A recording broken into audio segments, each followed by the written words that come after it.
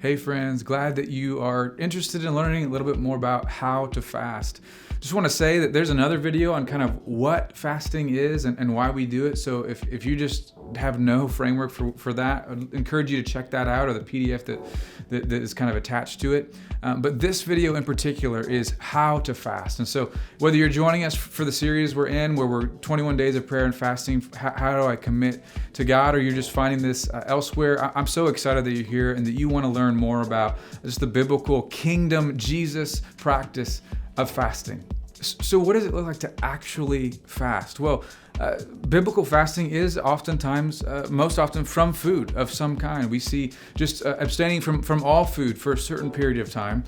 Or we see in the book of Daniel, a Daniel fast, which was kind of fasting from everything except for fruits and vegetables. So the default kind of way of fasting is from food. But regardless, today we may set aside something else, but here's kind of the pattern: that we abstain from something, food or something else, in order to then turn that hunger towards God, to replace that time, that intentionality, the focus, put the focus onto God for that time frame.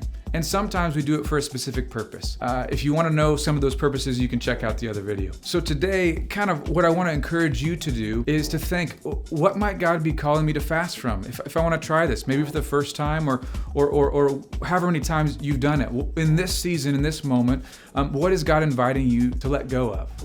To abstain, to say, hey, I'm going to set this aside for this time frame. And so maybe that is food. Maybe you're going to do that. I would encourage you to start small with any of these things. If it's food and you've never done a food fast, don't do it for the 21 days. Please don't do that. In fact, I should just give this caveat. If you're like, I want to go all in, I want to do a 21-day fast or a 40-day fast like Jesus, don't do that. In fact, if you decide to do something a little bit longer, you may even want to consult with your doctor, and you want to take into effect kind of your health, if you're pregnant, those kinds of things.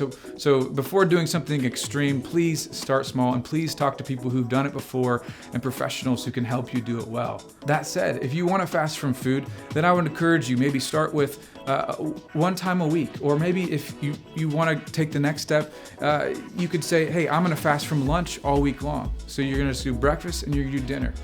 Kind of the traditional biblical fast we see most often is actually to abstain during the daylight hours from food.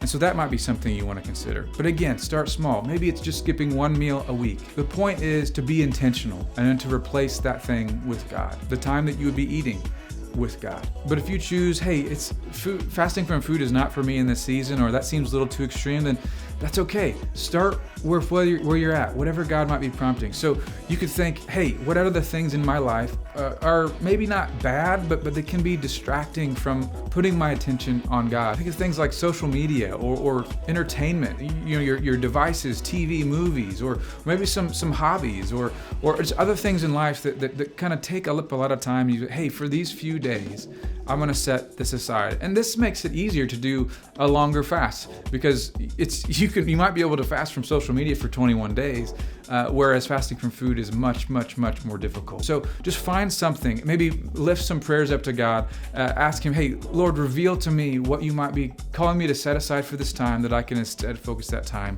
on you. And then you may have some specific things that you want to say, hey, write down or ask God, hey, these are the things that I'm praying and fasting for. If it's for the Commit series, it's like, hey, Lord, what are my next steps of obedience? I'm not sure, so help me to discern that. Or maybe it's something else in your life for healing, or for breakthrough, or whatever it might be, to just name that, and that becomes your focus as you pursue Jesus. Or maybe it's just, I just want to be closer to God, and that's what my focus is for this fast. Just some helpful tips as you go about however long you want to do this for. I already mentioned this, but start small. I can't iterate. Just start where you are, not where you wish you were. Jesus meets us in reality, in the moments we're in, the person we are now, not the person we're going to be in 10 years. And so start with something that you feel like you can really lean into. Next, I would just encourage you to keep going as you start your fast. Whatever you're fasting from, you're going to be tempted to say, oh, I'm going to get on social media just for a minute, or oh man, those snacks look really tempting.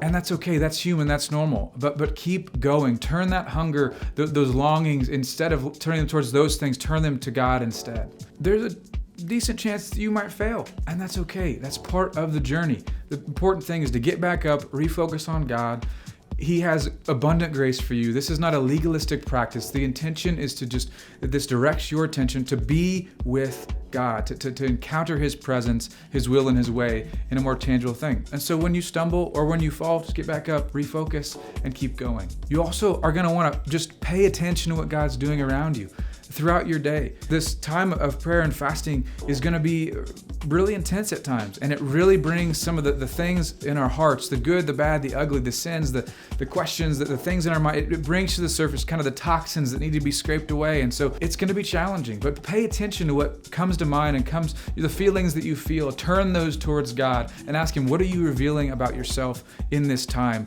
that I can then learn and learn to obey you more through this encounter, this experience with you and fasting.